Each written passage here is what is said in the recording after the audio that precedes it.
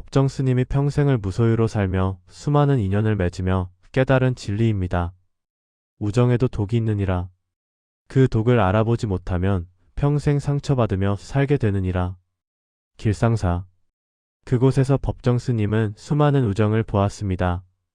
아름다운 우정도 있었고 서로를 해치는 우정도 있었습니다. 진심으로 아끼는 관계도 있었고 독이 스며든 관계도 있었습니다. 세상 사람들은 우정을 아름답게만 이야기합니다. 하지만 법정 스님은 알았습니다. 우정에도 독이 있다는 것을. 그 독이 서서히 관계를 망가뜨리고 마음을 병들게 하고 인생을 힘들게 만든다는 것을. 그 독을 알아보지 못한 채 관계를 이어가다가 깊은 상처를 받는 일 법정 스님은 수없이 목격했습니다. 그래서 스님은 찾아오는 이들에게 늘 경고했습니다. 우정의 독을 조심하라고. 친구라는 이름으로 서로를 해치지 말라고. 우정의 독은 눈에 보이지 않는다고들 합니다. 하지만 법정 스님은 달랐습니다. 스님은 말했습니다. 작은 신호 하나, 사소한 행동 하나에서도 우정의 독이 드러난다고. 그저 조금만 주의 깊게 살피면 관계 속에 독이 있는지 알 수 있다고 했습니다. 오늘은 법정 스님이 평생을 두고 경계한 친구 관계의 톡 5가지를 이야기하려 합니다. 이 5가지 중 단 하나라도 당신의 우정 속에 있다면 조심해야 합니다. 그 독이 당신과 친구를 모두 병들게 할 것입니다. 지금이라도 그 독을 알아보고 관계를 치유하십시오. 오늘 이야기가 마음에 드신다면 구독과 좋아요를 눌러주세요. 이제 첫 번째 독부터 하나씩 살펴보겠습니다.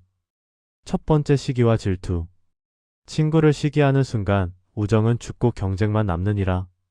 법정 스님이 가장 먼저 경계한 독이 바로 이것이었습니다. 친구가 잘 되는 것을 보면 불편한 마음이 드는 것. 친구의 성공을 보면 자신이 초라해 보이는 것. 친구가 좋은 것을 얻으면 속으로 질투하는 것. 친구의 행복을 진심으로 기뻐할 수 없는 것 말입니다. 시기와 질투는 우정의 가장 큰 독입니다. 독약을 조금씩 마시면 몸이 병들듯 시기와 질투는 조금씩 우정을 병들게 합니다. 처음에는 작은 불편함으로 시작하지만 시간이 지나면 관계 전체를 망가뜨립니다. 친구를 친구로 보지 못하고 경쟁자로 보게 되는 것입니다. 법정 스님은 말했습니다. 시기와 질투가 있는 곳에 진정한 우정은 없다고. 친구의 성공을 기뻐할 수 없다면 그것은 이미 우정이 아니라 경쟁이다라고 했습니다. 시기와 질투는 당신의 마음을 병들게 합니다. 친구를 볼 때마다 불편합니다. 친구의 좋은 소식을 들을 때마다 괴롭습니다. 친구와 함께 있어도 행복하지 않습니다. 더 무서운 것은 시기와 질투는 숨길 수 없다는 것입니다. 아무리 감추려 해도 말투에서, 표정에서, 행동에서 드러납니다. 친구는 그것을 느낍니다. 당신이 자신을 진심으로 축하하지 않는다는 것을, 당신이 자신의 성공을 시기한다는 것을. 그렇게 우정은 조금씩 멀어집니다. 시기와 질투는 우정을 서서히 죽이는 독입니다. 법정 스님은 단호하게 말했습니다. 시기와 질투가 생긴다면 그 우정을 돌아보라고. 진정한 친구는 서로를 시기하지 않는다. 시기가 있다면 그것은 이미 병든 우정이다라고 했습니다. 두 번째, 이용과 착취. 친구를 이용하는 순간 우정은 거래가 되느니라. 법정 스님이 두 번째로 경계한 독이 바로 이것이었습니다. 필요할 때만 연락하는 것, 도움이 될 때만 친절한 것, 친구를 이익의 수단으로 보는 것. 친구의 처지나 상황은 생각하지 않고 자신의 필요만 채우려는 것 말입니다. 이용과 착취는 우정을 거래로 만듭니다. 물이 담긴 그릇에서 물만 퍼가고 다시 채우지 않으면 그릇은 비게 됩니다. 친구에게서 도움만 받고 베풀지 않으면 관계는 텅 비게 됩니다. 친구는 당신의 도구가 아닙니다. 친구는 당신과 동등한 존재입니다. 법정 스님은 말했습니다. 친구를 이용하는 것은 우정을 모독하는 것이다 라고. 진정한 우정은 주고받는 것이지 한쪽이 일방적으로 취하는 것이 아니다고 했습니다. 이용당하는 친구는 점점 지칩니다. 당신을 볼 때마다 부담스럽습니다. 당신의 연락을 받을 때마다 무엇을 요구할지 걱정합니다. 그렇게 관계는 무거워집니다. 길상사에도 이런 경우가 있었습니다. 스님에게 도움이 필요할 때만 찾아오는 이들, 도움을 받고 나면 연락이 끊기는 이들, 스님을 스승이 아니라 문제 해결사로 보는 이들. 그런 관계는 오래가지 못했습니다. 진심이 없는 관계는 결국 무너지게 되어 있습니다. 이혼과 착취는 우정을 거래로 전락시킵니다. 법정 스님은 단호하게 말했습니다. 친구를 이용하지 말라고. 그리고 당신을 이용하는 친구가 있다면 그 관계를 돌아보라. 그것은 우정이 아니라 거래다라고 했습니다. 여기까지 두 가지 독을 살펴봤습니다. 시기와 질투, 이용과 착취. 당신의 우정 속에 이런 독이 있지 않습니까? 이제 남은 세 가지 독을 살펴보겠습니다. 세 번째, 의존과 집착. 친구에게 의존하는 순간 우정은 짐이 되느니라. 법정 스님이 세 번째로 경계한 독이 바로 이것이었습니다. 친구 없이는 아무것도 하지 못하는 것. 혼자서는 결정을 내리지 못하는 것. 친구에게 모든 것을 의지하려는 것. 친구가 다른 사람과 친하게 지내면 질투하는 것 말입니다.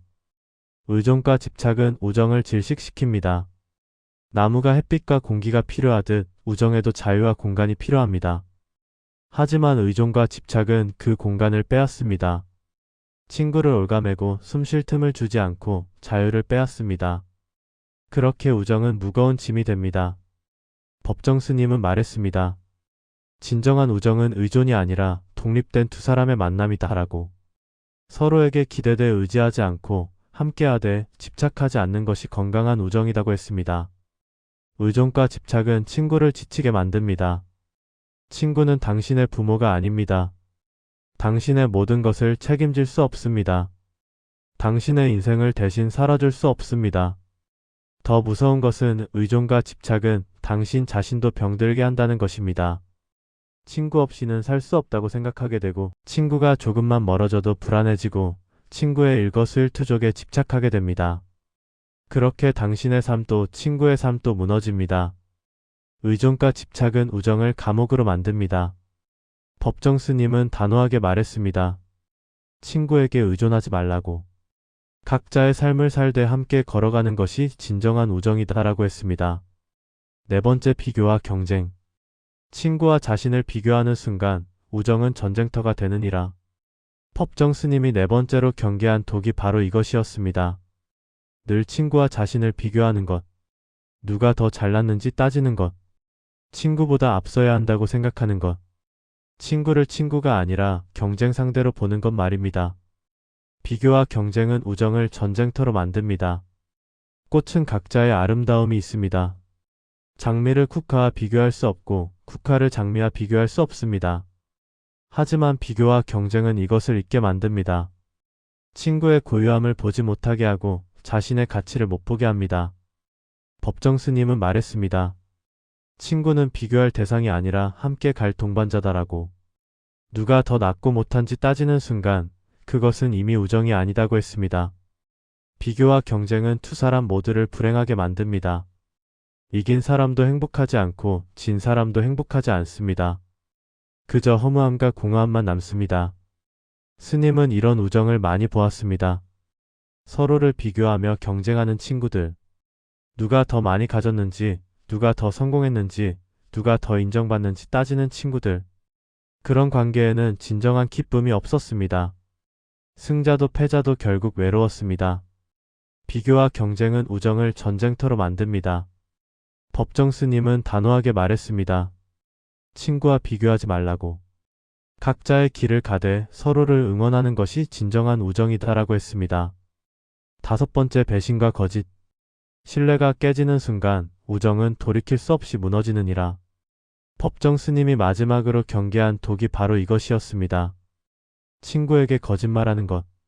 뒤에서 친구를 욕하는 것. 친구의 비밀을 퍼뜨리는 것. 친구를 배신하는 것. 약속을 지키지 않는 것 말입니다. 배신과 거짓은 우정의 가장 치명적인 독입니다. 우정의 기초는 신뢰입니다. 마치 집의 기둥처럼 신뢰가 무너지면 우정 전체가 무너집니다. 한번 깨진 신뢰는 다시 회복하기 어렵습니다. 깨진 거울은 아무리 붙여도 금이 남듯 배신당한 마음은 아무리 치유해도 상처가 남습니다. 법정 스님은 말했습니다. 신뢰 없는 우정은 모래 위에 지은 집과 같다고. 배신과 거짓은 우정을 한순간에 무너뜨린다. 쌓는 데는 오랜 시간이 걸리지만 무너지는 것은 순간이다라고 했습니다. 배신당한 사람은 평생 그 상처를 안고 살아갑니다. 다른 사람을 믿기 어려워집니다. 새로운 우정을 시작하기 두려워집니다. 마음의 문을 닫아버립니다. 법정 스님 자신도 배신을 경험했습니다. 믿었던 이에게 배신당하는 아픔, 진심을 다했던 이에게 거짓말을 듣는 슬픔, 그 아픔이 얼마나 깊은지 스님은 알았습니다. 그래서 스님은 말했습니다. 절대로 친구를 배신하지 말라고. 그것은 우정을 죽이는 것일 뿐 아니라 당신 자신의 인격을 죽이는 것이라고. 배신과 거짓은 우정을 단번에 죽입니다. 법정 스님은 단호하게 말했습니다. 친구를 배신하지 말라고. 그리고 당신을 배신한 친구가 있다면 그 관계를 계속 이어갈지 깊이 생각하라. 한번 배신한 사람은 또 배신할 수 있다고 했습니다. 법정 스님이 길상사에서 수많은 우정을 지켜보며 깨달은 것이 있습니다. 어떤 우정은 아름답게 이어졌고 어떤 우정은 도구로 무너졌습니다. 어떤 친구들은 서로를 살렸고 어떤 친구들은 서로를 죽였습니다. 그 차이는 무엇이었을까요? 바로 독이 있느냐 없느냐의 차이였습니다. 그 긴 세월 동안 법정 스님이 깨달은 것은 단순했습니다. 우정에는 독이 있을 수 있다는 것. 그 독을 알아보고 멀리해야 한다는 것. 그리고 무엇보다 자신이 친구에게 독이 되지 않아야 한다는 것이었습니다. 오늘 이야기한 5가지 독. 이것은 단순한 경고가 아닙니다. 법정 스님이 평생을 두고 관찰하고 정리한 진실입니다. 시기와 질투, 이용과 착취, 의존과 집착, 비교와 경쟁, 배신과 거짓. 이 5가지 중 단 하나라도 우정 속에 있다면 그 관계는 위험합니다. 지금이라도 그 독을 제거해야 합니다. 당신의 우정을 돌아보십시오. 이 5가지 독이 있습니까? 있다면 어떻게 해야 할까요? 첫째, 인정하십시오. 우정에 문제가 있다는 것을 솔직히 받아들이십시오. 둘째, 대화하십시오. 친구와 솔직하게 이야기를 나누십시오. 셋째, 바꾸십시오. 당신이 먼저 변하십시오. 친구를 시기하지 말고, 이용하지 말고, 의존하지 말고, 비교하지 말고, 배신하지 마십시오. 법정 스님은 말했습니다. 우정의 독을 없애는 방법은 간단하다고. 시기 대신 축하를, 이용 대신 베풀음을, 의존 대신 독립을, 비교 대신 존중을, 배신 대신 신뢰를 선택하라. 그렇게 독을 선으로 바꾸라. 그것이 진정한 우정을 만드는 길이다라고 했습니다. 지금이라도 늦지 않았습니다. 당신의 우정 속에 독이 있다면 오늘부터 바꾸십시오. 친구를 진심으로 축하하십시오. 친구에게 베푸십시오. 친구에게서 독립하십시오. 친구를 존중하십시오. 친구를 신뢰하십시오. 그리고 무엇보다 당신이 친구에게 독이 되지 마십시오. 당신이 먼저 좋은 친구가 되십시오. 그러면 친구도 당신에게 좋은 친구가 될 것입니다. 우정은 거울과 같습니다. 당신이 준 것을 돌려받습니다. 법정 스님은 길상사를 떠나며 이렇게 말했습니다. 우정은 세상에서 가장 아름다운 것이지만 독이 스며들면 가장 아픈 것이 됩니다. 우정의 독을 경계하십시오. 그리고 독 없는 맑은 우정을 만들어 가십시오. 그것이 당신과 친구, 두 사람 모두를 행복하게 만드는 길입니다. 당신의 우정이 독이 아니라 약이 되기를 바랍니다. 오늘 이야기가 건강한 우정을 만드는데 작은 도움이라도 되었기를 바랍니다. 오늘 이야기가 당신의 마음에 작은 울림이라도 전해졌다면 정말 감사합니다. 구독 버튼을 눌러주시고 좋아요 마음을 나눠주세요. 알림 설정까지 해주시면 더욱 좋겠습니다. 댓글로 당신의 경험담도 들려주세요. 그 작은 나눔이 또 다른 분들에게 희망이 될 것입니다.